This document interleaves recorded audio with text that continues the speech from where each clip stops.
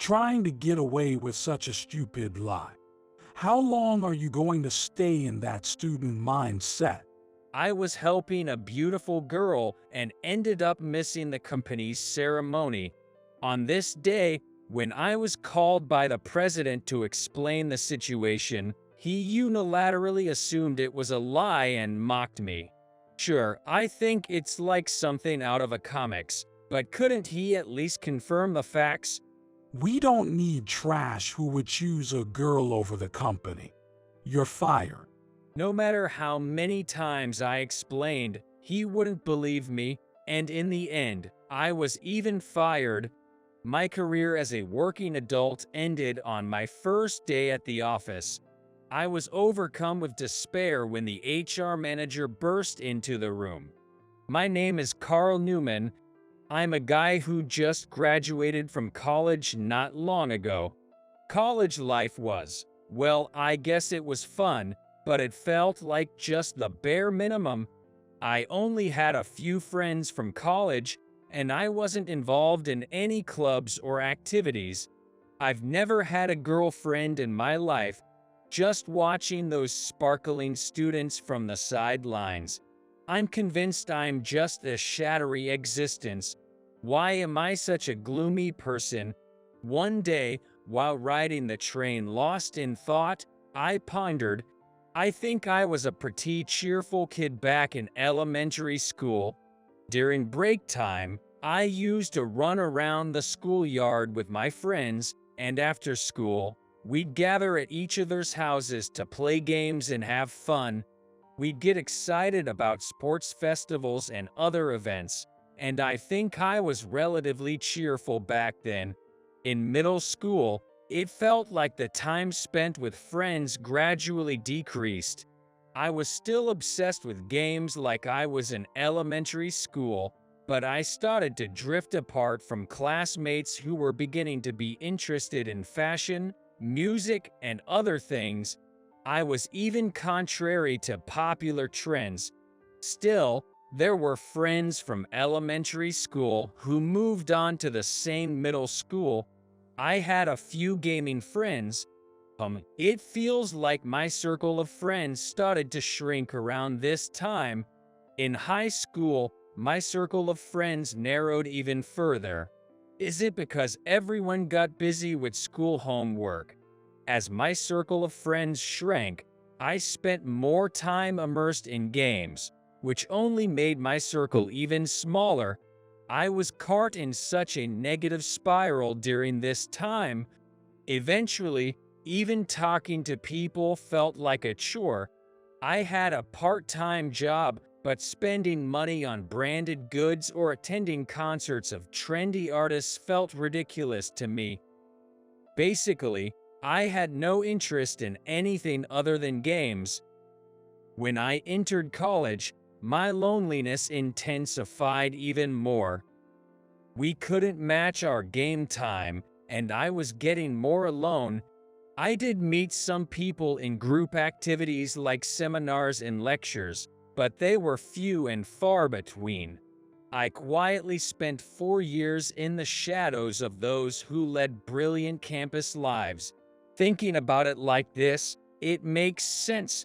I didn't try to join my classmates' circles because I was too engrossed in gaming.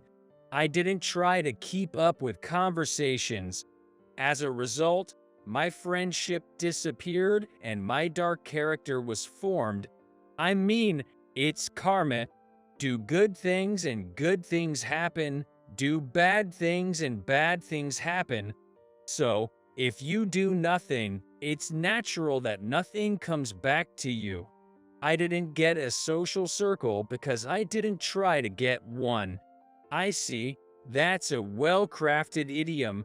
As I listened to the clattering sound of the train, I felt both interest in that idiom and exasperation towards myself at the same time. Nothing has changed, and Carl Newman has already turned 22. As I embark on my career as a working adult, I wonder if I can change my gloomy personality. For a moment, I felt excited at the prospect. The only redeeming aspect of my life, so to speak, is that I received a job offer from Smith Corporation. Smith Corporation is a small electronics manufacturer. I encountered this company's products when I was in high school and have admired them ever since for their quality and design. Sure, when I got the job offer from Smith Corporation, I was genuinely jumping with joy, not an exaggeration. Today is the company's ceremony for Smith Corporation. With a fresh start as a working adult, I'm determined to throw away my past gloomy and timid self. I'll be reborn. With that resolve in mind, I left home this morning. The venue is a hall in the city, but since Smith Corporation isn't a big shot company, it doesn't seem like a very large place. I had been preparing diligently since last night, but I ended up rushing out the door and will likely arrive just in time. I'm not going to be late, so I guess it's okay. I thought so, but I started to get scared because I couldn't see anyone in a suit at all. Maybe I'm going to the wrong place, or maybe I got the date wrong. Those anxieties crossed my mind. When I get off the train, I'll have to walk to the hall. The station is more crowded than I expected, and it's starting to look doubtful if I'll make it on time. Being late for the company's ceremony would be beyond disrespectful. I searched for the shortest route on my phone's map app and hurried along. Is this really the right way? I couldn't help muttering. It was a winding back street that veered far off from the main road. It felt oddly quiet, with the hustle and bustle of the city feeling distant. It was such a weird road. What if I'm late? As I made my way anxiously to the hall, I heard a cry from somewhere. Stop. It was a woman. She didn't seem as mature as an adult, but wasn't exactly a child either. She's probably around my age. What's going on? Her voice was so intense that I stopped in shock. Cut it out. You brat. Behave yourself. The voices were coming from the next street over. This could be serious. I cautiously peeked around the corner, my back against the wall. No, let go. It was clearly a case. A masked man was pulling a woman. Her had visible bruises on her arms, and her expensive-looking clothes were partially damaged. Wow, she's stunning. Well, calling her a beauty would be more accurate. I was momentarily captivated, but hearing her scream snapped me back to reality. Stop it. I panicked and hid, but in the meantime, the beautiful woman was being dragged into the building. My heart was pounding so hard it felt like I had just run a full marathon. What should I do? Should I call the cops? I asked myself inwardly, but I quickly realized it would be pointless. Even if I called now, I doubted the cops would arrive in time to help her.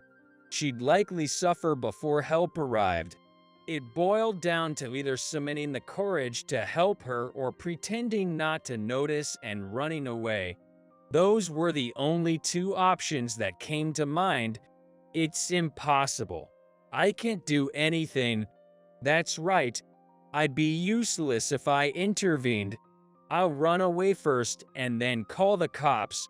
With that decision made, I took a step forward. Let me go. Hey, don't you dare run. I froze in place. I ain't gonna let you run. Of course, those weren't words directed at me, but they stuck in my head and wouldn't go away.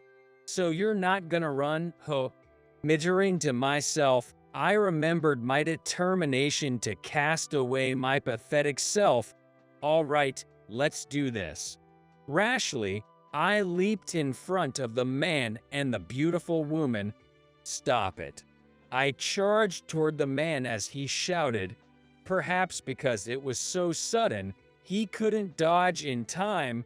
He went flying gracefully, head first into a nearby trash bin. "Let's get out of here."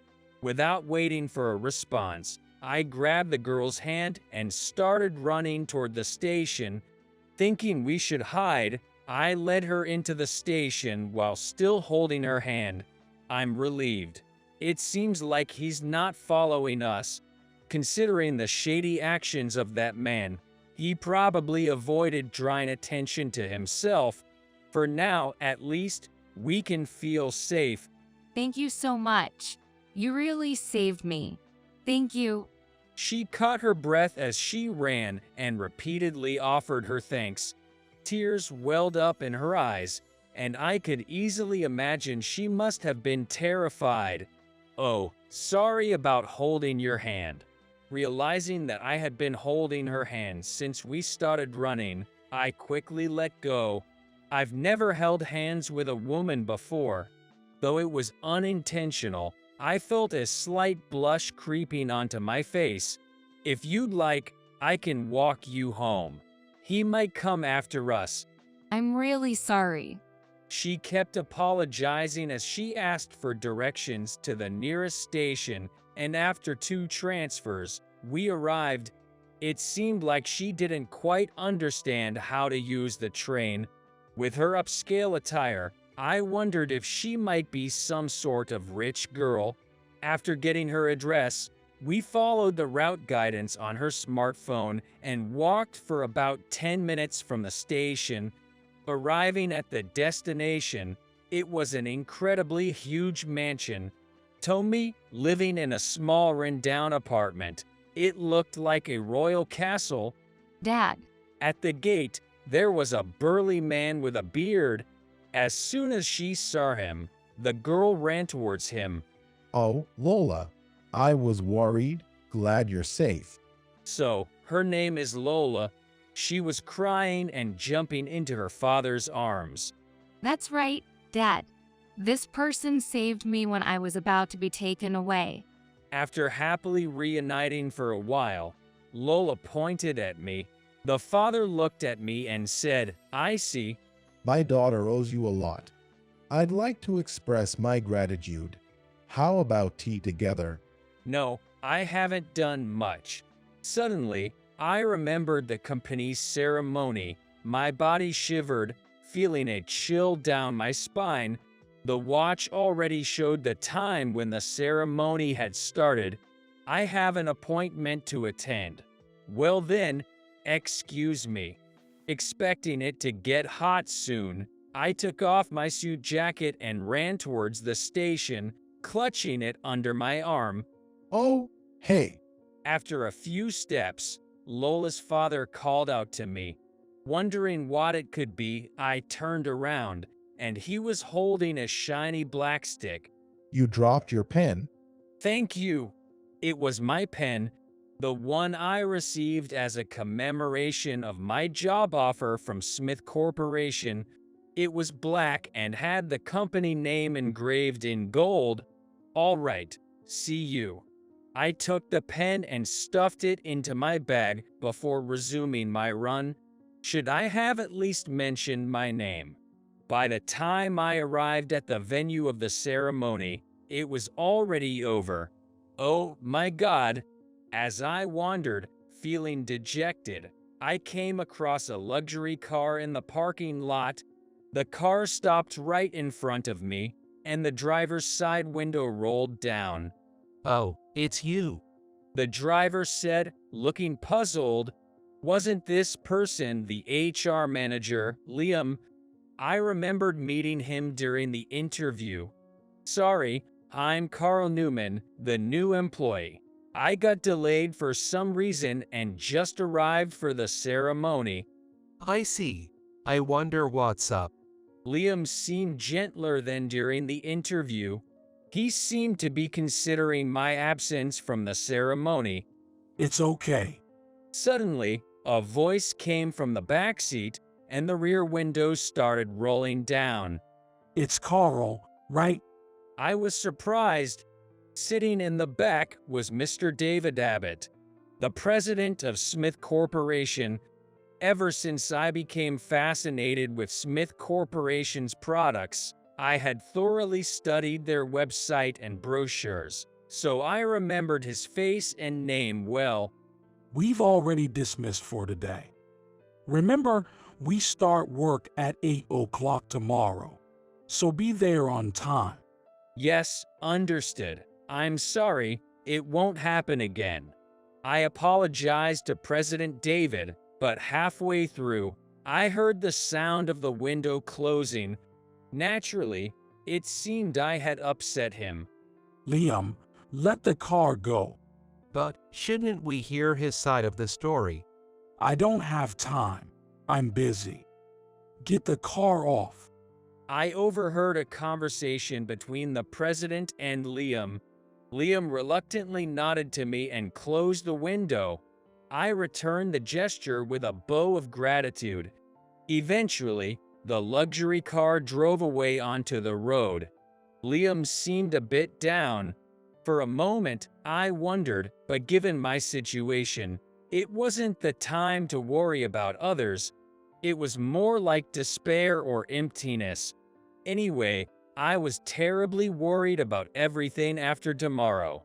The next day, after the morning meeting at the office, instructions were given to the new employees.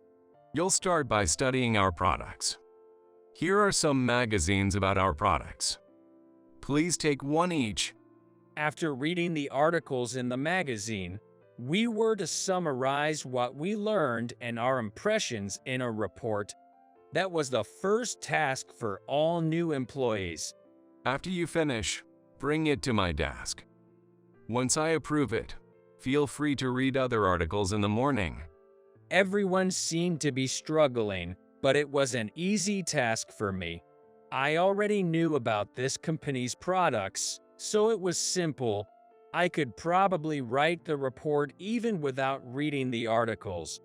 But just in case there were any new discoveries, I decided to skim through the articles. While I was working, I heard shouting coming from the back of the office. I instinctively turned my gaze in that direction.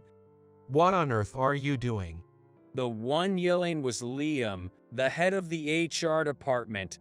He was sitting in his chair, scolding 3 young female employees. He had such a fierce expression on his face that he looked completely different from the person I saw yesterday. Those who were yelled at were teary-eyed and apologized several times. I suddenly remembered Lola, the beautiful girl of yesterday.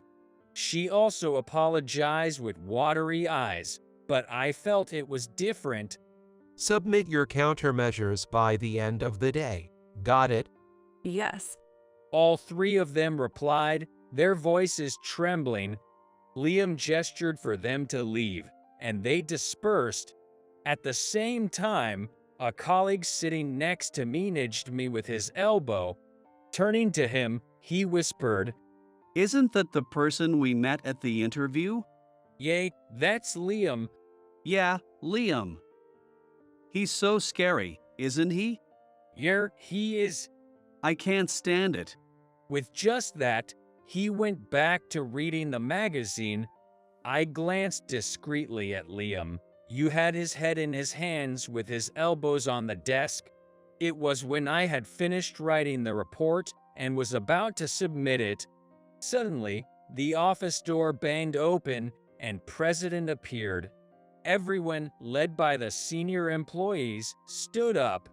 Oh, it's you, Carl. Come here for a moment. Yes, I was guided to the president's office. The office had a luxurious decoration, and the reception set looked comfortable to sit on. You know why you were called, right? The president sat on the desk, crossing his legs and arms, and spoke to me.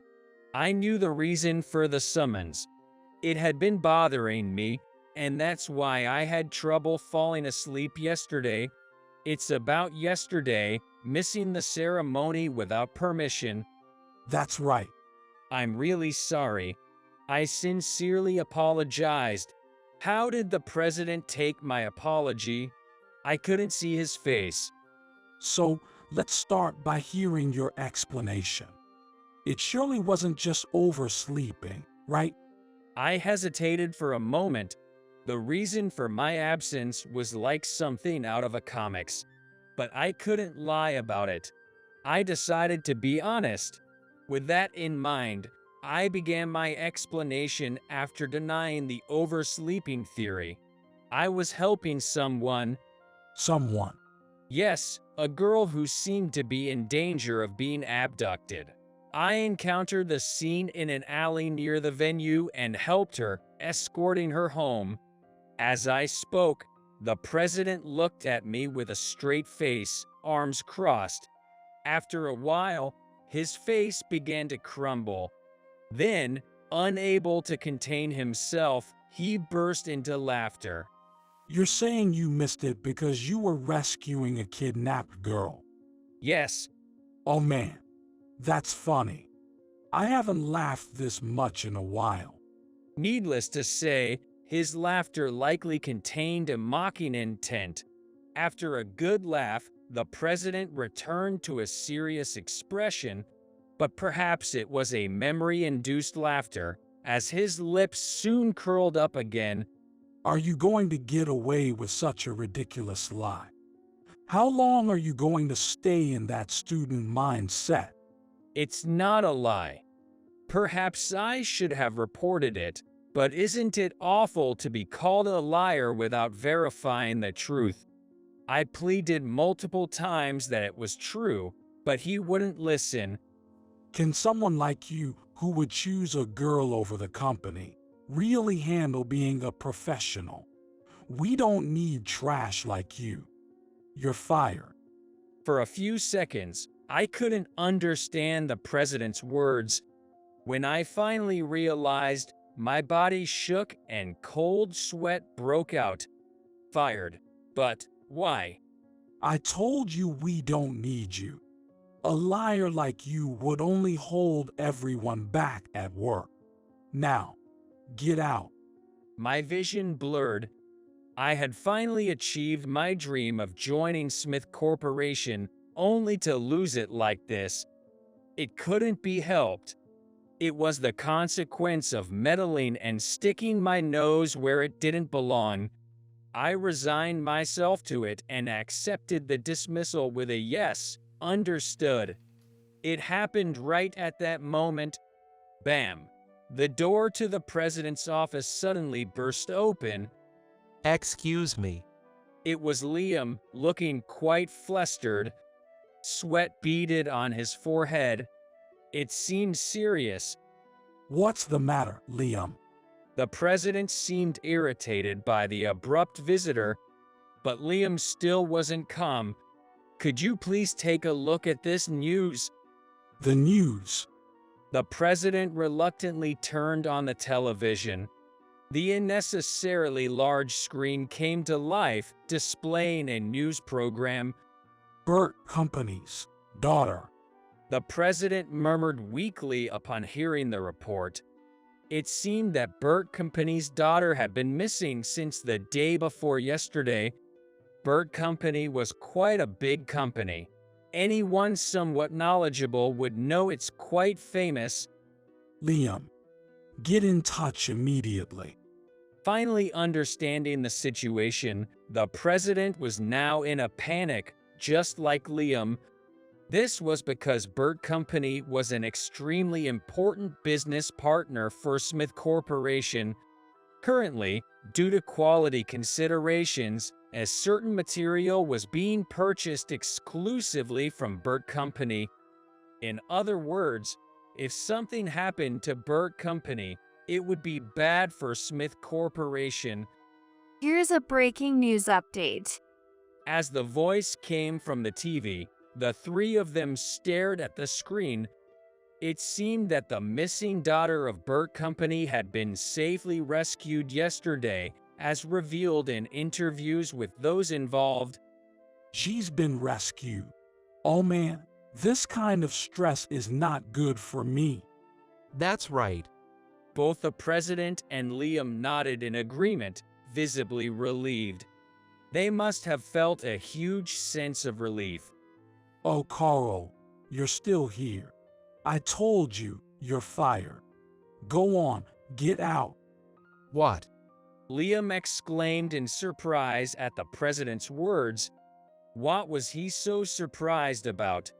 Liam must have known that I skipped the induction ceremony. Thank you for everything. I gave a formal farewell and left the president's office dejectedly. You're fired. As we passed each other, Liam muttered, his expression twisted in what seemed like bitterness. Just as I left the president's office, a woman from the office hurried over. She seemed to have something urgent to tell the president. Excuse me, there's a visitor. A visitor? I didn't hear about this. Who is it? Yes, it's Mr. Percy Randall from Burt Company. I was surprised. It was Percy Randall, the president of Burt Company. I knew his name from the news earlier. It seemed like incredible timing, but it had nothing to do with me. While my colleagues were finishing up their reports, I packed up my things. The guy next to me asked what was wrong, but I didn't feel like explaining. I just smiled and said there were some personal issues. Just as I was about to leave, I heard the president's voice from the hallway. Is this someone from my company? Following that, I recognized a familiar voice. Yes, absolutely. It's someone from your company. As I looked toward the source of the voice, the office door slammed open again. There stood the president and a well-built man with a beard by his side. Suddenly, our eyes met. Oh, it's him. The one carrying that bag. As soon as he said that, it all came back to me. The man from the luxurious mansion I met yesterday. In other words, Lola's father. Oh, really? The president was taken aback, his words faltering dramatically. I was just as bewildered by the situation. Yes, I'd like to have a word with him. All right, Carl, come here. Invited by president, I was led to the reception room next to the office. Upon closer inspection, it seemed that Lola's father was indeed Percy Randall, the president of Burt Company. In other words, the missing young lady mentioned in the news was Lola, and I had unwittingly gotten involved in her disappearance. I heard from my daughter. Carl, you were very brave. No, it's not. My heart was racing. What have I done? Even though I didn't know, I ended up being a party to such a newsworthy event with just one impulsive act.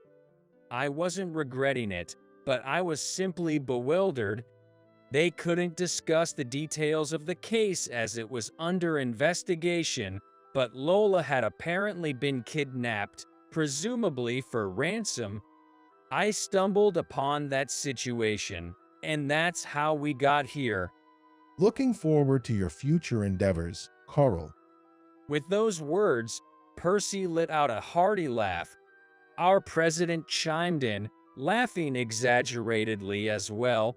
But how did he figure out I'm with Smith Corporation? Right after thinking that, I remembered dropping the commemorative pen in front of the mansion. He must have seen the engraved company name. If there are people like him, Carl, I'd like to build a good relationship with your company. Percy said with a smile as he shook hands with David.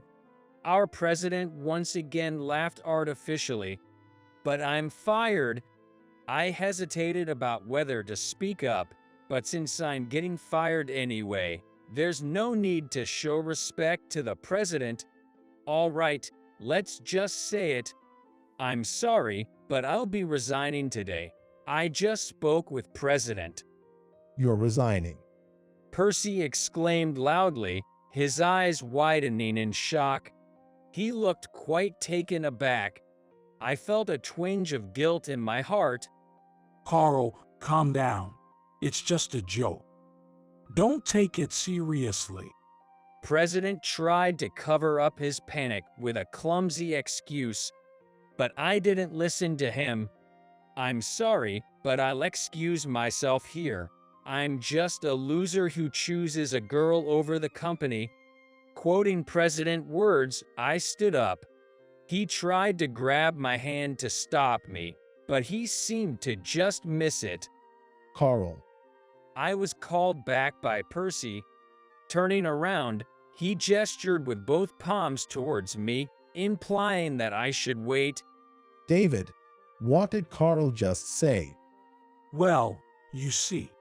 President seemed bewildered and unable to say anything. Since there was no other choice, I explained the situation in his place.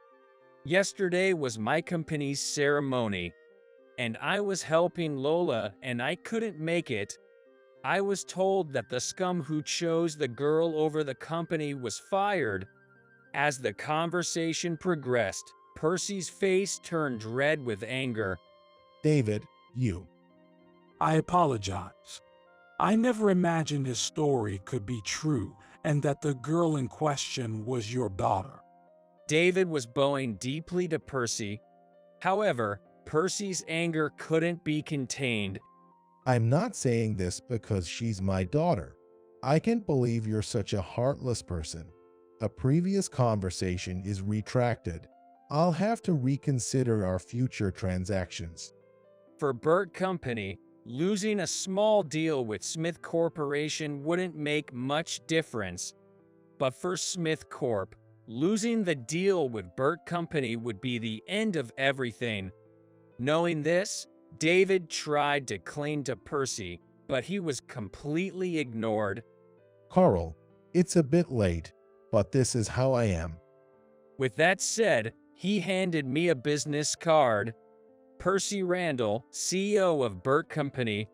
It's quite something to receive such an impressive business card on my second day as a working adult.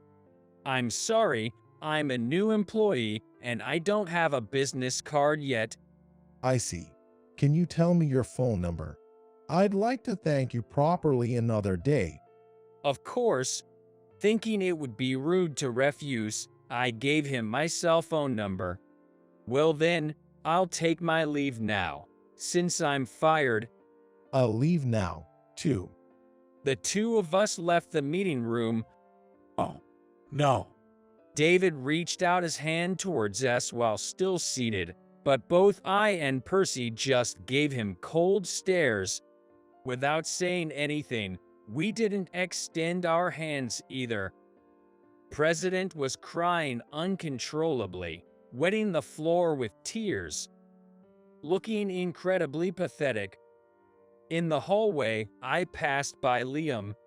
He looked at me with a sad expression and gave a slight nod. He's been acting strangely since yesterday. Returning his nod, I left the company. A few days later, while lounging at home, my phone rang. It was the CEO, Percy Randall.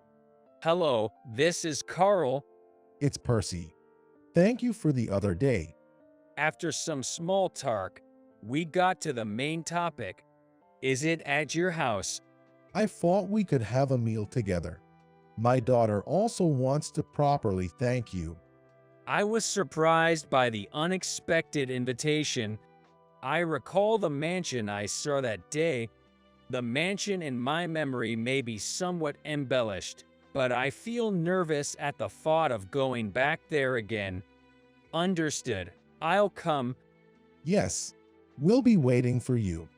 It felt a bit awkward being told it was just a thank you, but I decided to respect their feelings and pay them a visit. I arrived at the Randall.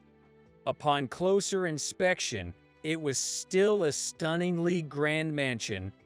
Pressing the intercom and stating my name, a maid-like figure came to greet me.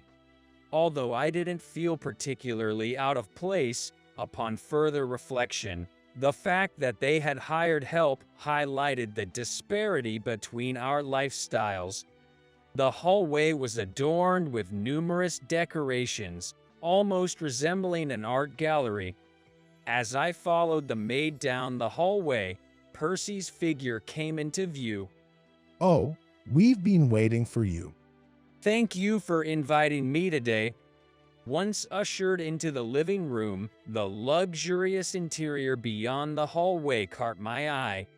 Having likened the hallway to an art gallery, I struggled to find the right words to describe the living room. Hello, Carl. Hello, Lola. Emerging from the depths of the room, Loli appeared in a stunning dress. Though not shining, she exuded a radiant glow. She was extremely glamorous and beautiful, and I couldn't help but feel my face flush as I recalled holding her hand earlier. We enjoyed a sumptuous lunch together. The food was incredibly delicious, but as a commoner, I didn't even recognize half of what was served. On another note, Carl, Yes, what do you think about my daughter? well, what do you mean? I'm thinking of having you as my son-in-law, you know. I see, a son-in-law. Am I his son-in-law? Wait a minute, Dad. Well, it's an incredibly happy occasion, no doubt about it. But this is the first time in my 22 years of life I've been faced with such a situation, so all I could do was laugh. I couldn't react in any other way. Still as timid as ever, me? Well, think about it. Okay. Definitely thinking positively. Adding that silently, my face flushed once again. Is it my imagination, or does Lola seem to be blushing? We stayed until dusk, and it was time to leave. Realizing I couldn't avoid the rush hour trains, I felt a bit down as I headed towards the gate, but then I noticed an expensive-looking car parked there. Well, hop in, Carl. This is... Apparently, they have a chauffeur, and they're offering to drive me home. It's like a dream come true, so I graciously accepted their offer. Well, thanks for everything. No problem. Come again soon. Lola's looking forward to it. As Percy said that, Lola, who was standing beside him, waved gently and smiled. Some days later, I received a call from Smith Corporation. Reluctantly, I agreed to answer it. Hello. Hello, this is Liam from Smith Corporation. When I asked what it was about, he said he wanted to talk directly and asked me to come to the company tomorrow. Honestly, I didn't want to go. While I think their products are great, as long as there's someone like David as the president, I have no desire to join the organization's ranks. I'll decline. I've been fired. I'd like to ask you to reconsider. This isn't a request influenced by him. It's unrelated to David's wishes. It's a personal request from Liam. I declined several times, but I was persuaded with insistence, so I reluctantly agreed to go. I don't hold any grudges against Liam. The next day, I arrived at the office at 8 a.m. to attend the morning meeting. It felt like my former colleague's eyes were piercing into me. Next, we have Liam from HR. Yes, Liam took the stage. I suddenly noticed that I couldn't see President. He usually sits near the stage, with his arms and legs crossed. out of the blue, I must apologize to everyone. Suddenly, he said that, remove the microphone from the stand. And then, I'm truly sorry. he suddenly apologized deeply. It was such an abrupt event that I couldn't grasp what was happening. Many employees seemed confused and started to murmur. When I looked up, Liam was explaining the situation.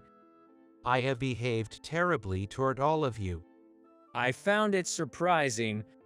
He's always been so gentle and humble.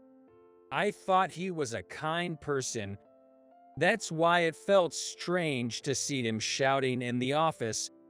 I have shouted at people. I have kicked desks and chairs, and I have used foul language. No matter how much I apologize, I cannot bear the shame. Apparently, he had been manipulated by David like a puppet. Liam knew that such a leadership style was wrong. However, when it became apparent that he wasn't following the president's orders, he was unavoidably subjected to pay cuts. He was also subjected to what was almost like surveillance. I also have a family, a wife and children, to support our livelihood. I had no choice but to obey his orders. To avoid further pay cuts, he had to keep quiet, Liam tearfully explained. I'm truly sorry. He apologized again at the end of his speech. As expected, Liam seems to be a genuinely good person. The frustrated face I saw on the day of the ceremony. The next day, I saw him clutching his head, looking like he had swallowed a bitter pill. The sorrowful expression he wore when he bowed in the hallway. All of those must have been expressions of Liam's true feelings. He was following David's orders, but his conscience couldn't help but surface, I thought, watching him apologize with such impeccable form. After the morning meeting, Liam and the company executives personally informed me of the retraction of my dismissal.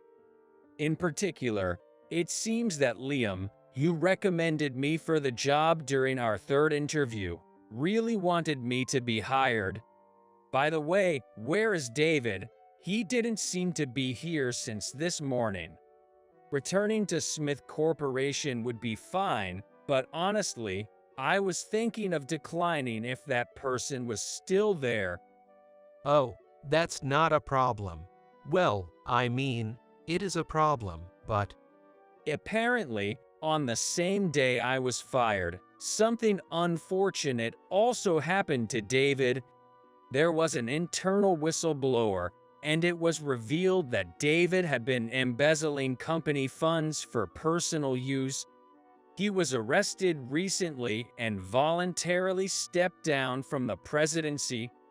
Now, it seems that another executive is serving as the president. With a fresh start, we want to steer the company in a positive direction. I hope you'll cooperate with us. Since he's not there anymore, I accepted the retraction of my dismissal. A fresh start. Suddenly, I recalled the determination I made on the morning of the ceremony.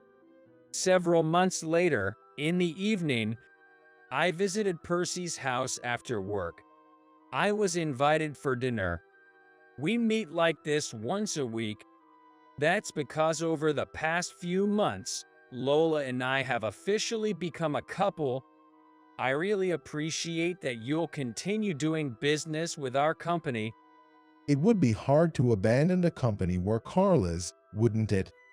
While chatting like that, we sat around the dining table with her dad, mom, and their daughter. Honestly, I'd prefer a dinner alone with Lola, but Lola is still afraid to go out.